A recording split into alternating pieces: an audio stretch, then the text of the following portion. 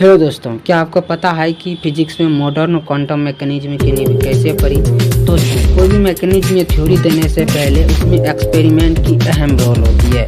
तो ये देखो एक्सपेरिमेंट के अलग अलग वेरिएशन, और ये वाले तो मेरी ज़िंदगी से जुड़ा हुआ है। मुझे पता है कि आपको हो रहा होगा कंफ्यूजन कि ये चल क्या रहा है। तो भाई साहब, जो पढ़ाई बन जाए सजा, उसमें आएगा कैसे मज़ा। और जिस पढ़ाई में ना आए मज़ा, वैसी पढ़ाई मत करो बेवजह, क्योंकि मैं आपको पढ़ाई के अत्याचारों से बचा रहा हूँ। तो इसमें थोड़ी बहुत इंटरटेनमेंट वैल्यू डालनी पड़ेगी। आप लोग सोच रहे होंगे कि ये कैसा एक्सपेरिमेंट है। तो ये आम लोगों का एक्सपेरिमेंट है, जिसमें हमें एक दूसरे को लड़ते हुए देखकर बड़ा मजा आता है। और यदि हाथ सेकने का मौका मिल जाए तो आप लोग भी कहाँ पीछे रहते हैं। अपनी कलाकारी दिखाने में तो हर कोई माहिर है, लेकिन वैज्ञानिकों के फैमिली में इंटरटेनमेंट के लिए सस्ते एक्सपेरिमेंट नहीं किए जाते। उनके शौक तो बड़े महंगे वाले होते हैं। उन्हें तो मजा आता है पार्टिकल अल्टरेशन में, सब एटॉमिक पार्टिकल के बीच होने वाली लड़ाई।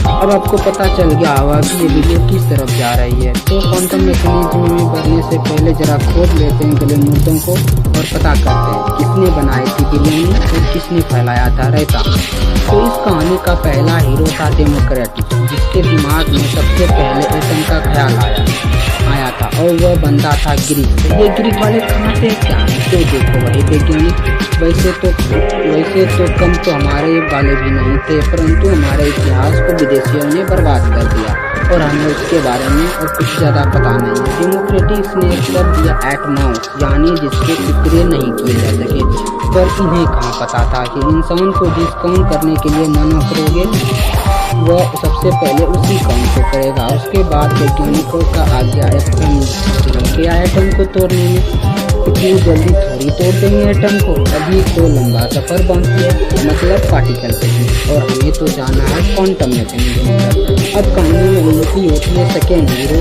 जॉन डाल्टन की। तो बंदा था गरीब फैमिली में, पिताजी करते थे काम और किसी भी और दूसरे की फैक्ट्री में। प्रारंभिक शिक्षा के बाद तो पक्का था कि जॉन को अपने परिवार की आर्थिक स्थिति को सुधारने के लिए कोई न कोई काम करना ही पड़ेगा। तो जॉन ने 12 वर्ष की उम्र में अपने स्कूल में टीचिंग शुरू कर दी। ये बल देख रहे हो बंदे का, 12 साल की उम्र में तो कंचे खेला करता था और बहुत सारे जीते भी थे। लेकिन उस दिन मुझ पर टूट गया दुखों का पहाड़, जिस दिन मुझसे छीन ले गए सारे कंचे। यहाँ के हाथों से कौन बच सकता है? कानून से भी बड़े हाथों से। और चप्पल की रेंज तो एक यूनिवर्स से दूसरे यूनिवर्स तक पहुँच सकती है।